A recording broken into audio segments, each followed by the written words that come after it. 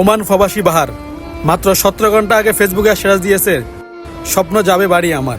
কিন্তু তার স্বপ্ন ঠিকই বাড়তে গিয়েছে, কিন্তু হারিয়েছে মা, স্ত্রী সহ পরিবারের 7 জন। আমাদের প্রবাসীর ফ্যামিলির সমস্যা একটাই, যখন কেউ প্রবাস থেকে আসবে তখন পরিবারের 14 গোষ্ঠী যা আছে সবাইকে যেতে হবে এয়ারপোর্টে। এয়ারপোর্টে কি বিরিয়ানি দে না কি দে যে সবাইকে এয়ারপোর্টে যেতে হবে? আজ যদি তার পরিবারের সবাই না আসে, তার যদি ভাই বা বাপ আসতো, তাহলে কি এত বড় ক্ষতিটা হইতো?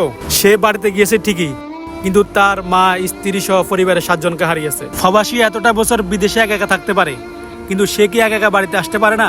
অবশ্যই পারে, কিন্তু আমাদের প্রবাসী ফ্যামিলিদের সবাইকে যেতে হবে এয়ারপোর্টে। আল্লাহ ওই প্রবাসীর ফ্যামিলির আরো যারা আছেন সবাইকে কষ্ট সইবার তৌফিক দান করুন, আমিন।